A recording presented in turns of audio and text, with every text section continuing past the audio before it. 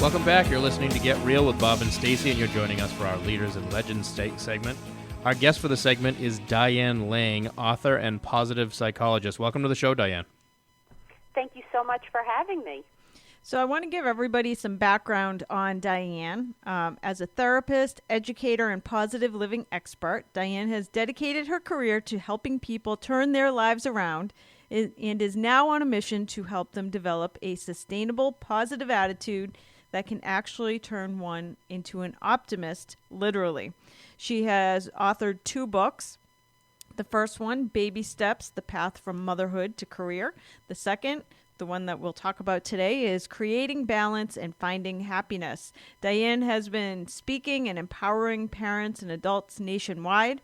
She's also an adjunct professor in psychology at Montclair State University, where her college work includes mentoring students for personal issue advisement. So today we're going to talk, Diane, about your book, Creating Balance and Finding Happiness. Can everyone be happier? Actually, yes. And that's something that we never knew going years back. But the truth is, everybody has a different genetic set point. So people are born happier than others. That is a definite given. So some people on a scale of 1 to 10, let's say 1 being the least happiest and 10 being the most happiest, some could be under 5, some can be a little higher. But the good news is, no matter where you find yourself on that scale, you could always be happier. So even if you ask yourself, how happy am I? And you don't want to ask that on a daily basis because every day is a little different. You want to look at it as the big picture because, you could be happier just today because you have good weather and, it's a beautiful sunny day, or you could be less happy because you woke up with a cold. But you want to think about, in the general big picture, the last few months, how happy am I? And even if you're a 2 or a 3, you can always be happier. The norm that I have found is most people feel they're between a 5 and a 7. But I've had people say to me, I'm not even a 1. So no matter how you look at it, you could always be happier, and that's the good news across the board. We all have that ability to do that. So what are some of the factors of happiness? Well, the first factor to think about is the number one factor of what makes us happy is socialization. It's not money. It's not physical health. It's literally socialization, which means social support, having a handful of people that we love, who love us unconditionally, without judgment, who would be there for us. It also involves having community and having a support system.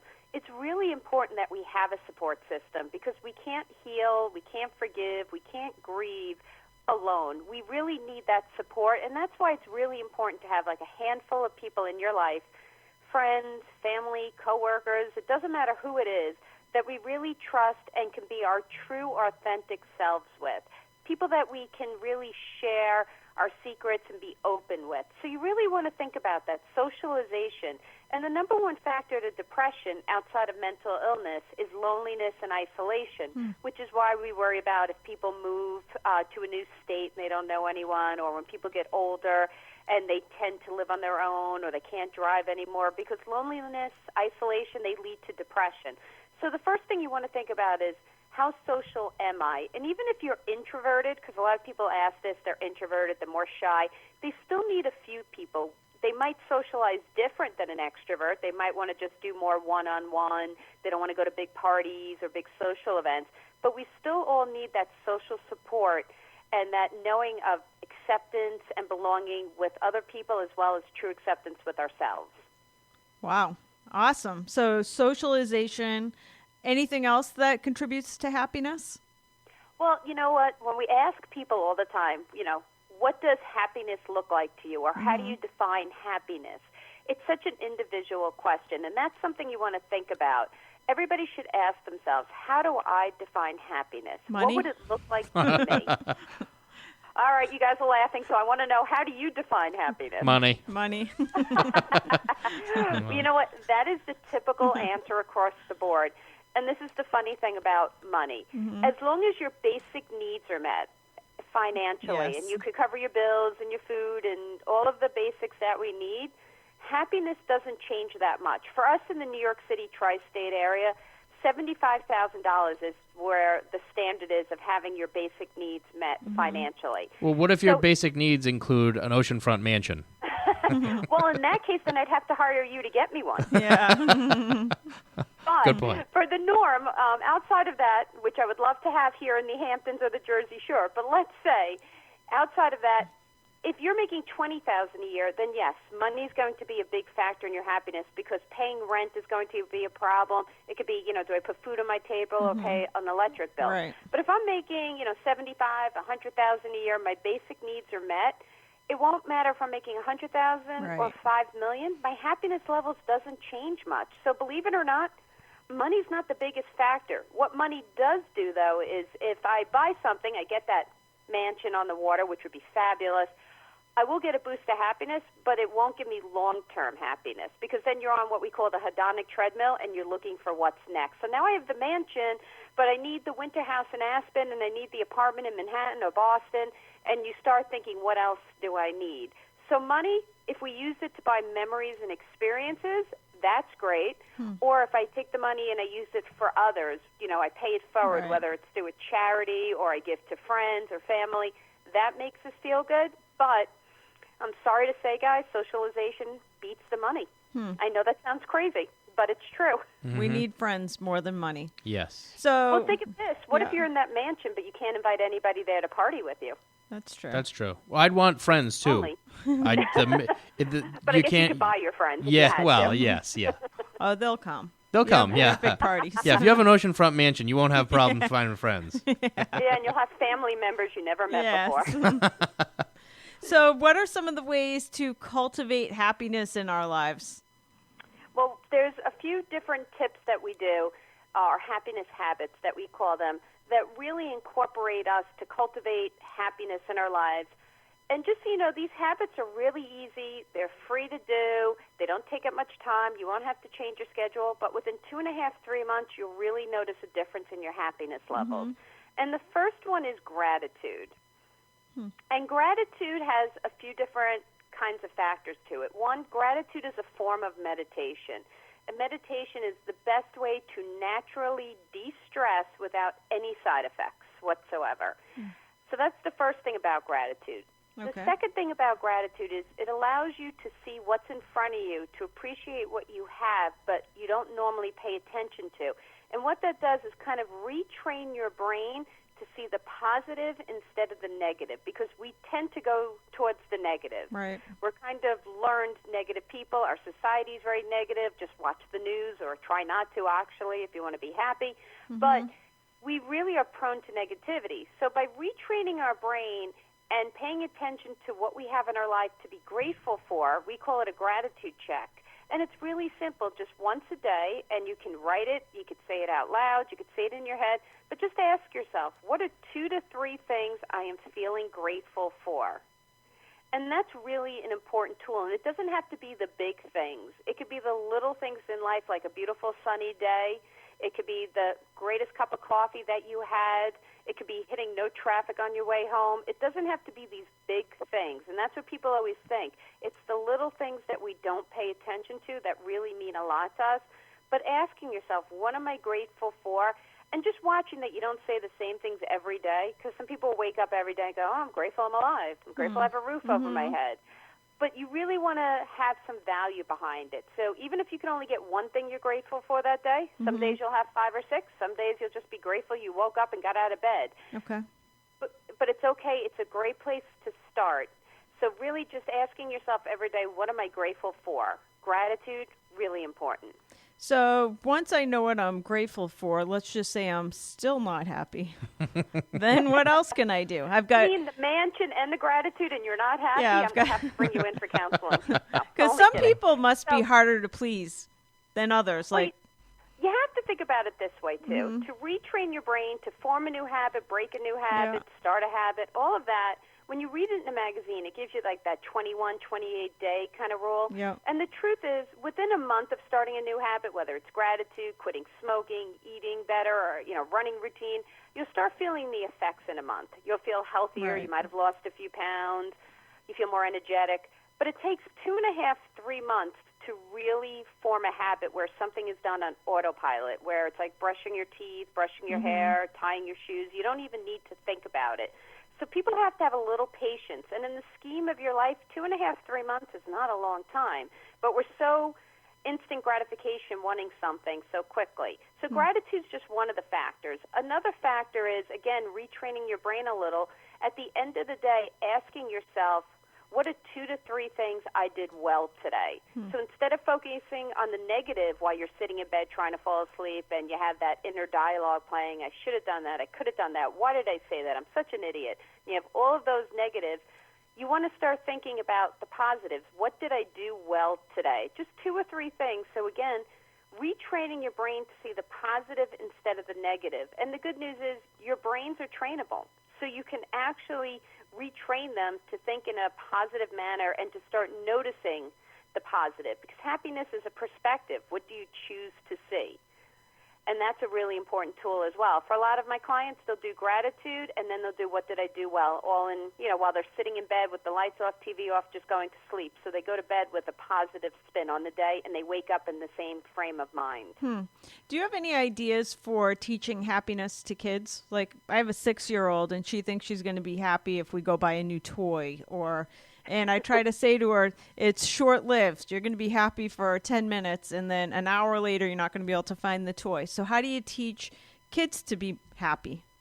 A few things we actually do with kids is random acts of kindness, which is the third factor. It's paying it forward, is really important. And some of the tools we use with kids is before they can buy that new toy, you actually want them to take their old toys or their old clothes or books, whatever it is, take them all, put them in a pile, and then bring them someplace where you can donate them. So they start learning, one, the pay it forward, that random act of kindness. It's also being grateful for what you have. But every time you do a random act of kindness, it's a two-way street here, or it's a 2-for-1. Your daughter will get that boost of happiness, and the person you drop it off to, whether it's a neighbor who needs or you bring it to your local church, doesn't matter where it is, they get a boost of happiness. And what it also does is every random act of kindness improves your self-esteem and your self-confidence. So it's really, you get a lot out of that. And the other thing we have parents do with their kids is at dinner table, we have them all go around the dinner table and just say one thing that they did well today in school or preschool, or one thing they're grateful for, and it'll be really cute. Like I still remember my daughter saying to me, I'm so happy and grateful because we had chicken nuggets in school. That was what she was so excited about. But that's okay. That's what you want to do. And the biggest thing for parents is kids from birth till puberty, let's say 12, 13, even though it's happening younger, they learn through your actions. They role model through imitation, observation. So the best way for them to have those traits of happiness and optimism and resiliency is for you to show them. How do you implement it? How do you implement stuff like that in a corporate setting? For corporate setting, it's bringing positivity in the workplace. And one of the things we do is teach mindfulness, allowing the employees to literally take 2-3-minute breaks where they can refresh and refuel. It's showing your employees that you actually care. Like I just got sent to Florida for a corporate 5-week seminar where they actually brought in different people for fitness, for emotional wellness like I do, for mindfulness, and just showing the employees that they're important, that you care about them, that they're not just a paycheck, they're not just a number. Those employees can actually tell you how they feel cared for and that they love their job because they know coming in is really important, not just for their paycheck, but for the whole corporate environment. So there's so much we could do with positivity in the workplace. And believe it or not, money is not the biggest motivator. And that's something that we have to remember. Motivation comes not just with money and raises. Those are great bonuses, not saying that's not important.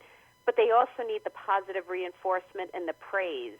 And when they're not getting that, even if they just got a raise and a promotion, they'll tell you they're not that happy. They need to feel needed, and they need to know that their ideas really count. So asking them, what do you think we should do? Letting them be involved in projects and giving up their ideas of how to improve the company or a certain project are really important. Of course, in raises and bonuses. I'm not saying money's not involved, but it's not the main motivator, and it doesn't keep somebody there. Interestingly, I have 20 plus real estate offices, and I had one that like the morale was bad in the office.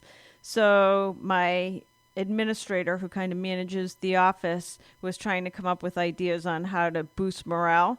And all she did was she created at the front desk a gratitude board. So anytime an agent wanted to come in the office and walk past the front desk, they had to put something they were grateful for on the gratitude board. And something so simple like that changed the entire culture of the office within like a week. Wow. You know, just it's so true. Simple things like that. Sending out a newsletter that just says happy birthday to people, or congratulating them if they've been there like a year anniversary. Those little things literally make a difference, just like gratitude, because it's showing that you care and that person knows you know their name. Knowing their name and saying hi and asking them about their lives goes a long way. You'd be surprised. To be a great leader, you need to know each employee and a little bit about them. So I have one quick question for you, but before I go there, I want to just tell our listeners they can find you at dlcounseling.com for Diane Lang. And the name of her book is Creating Balance and Finding Happiness. And my last question for you, because we only have about another minute, is I was reading through your biography. You've been on a bunch of TV shows. You've been in magazines, Family Circle, Family Magazine. One that stuck out to me was she also participated in a reality-based internet show called OurPrisoner.com. What the heck is that? It was a guy, his name is Kieran, and he actually had to stay in a house for 6 months and not be able to leave, kind of like a Big Brother kind of house before it was popular. And he was stuck in the house, and I actually went on, and they did it live, and we would do counseling and life coaching once a week live. And he was stuck in the house where he couldn't leave for 6 months. And he only got whatever, the people chose to give him, as in food. They give him foods he didn't like. He couldn't see certain friends. It was a very controlled atmosphere. And if he, stayed the 6 months, then he won a lot of money. Wow. That's interesting. So, a reality show just on the internet. Yes, awesome. Thank you for joining us. Again, it's Diane Lang. You can find her at dlcounseling.com, and her book is Creating Balance and Finding Happiness. Thanks, Diane. Thank you so much. Thanks, Diane. That's going to do it for this edition of Get Real. We'll be back with more next weekend.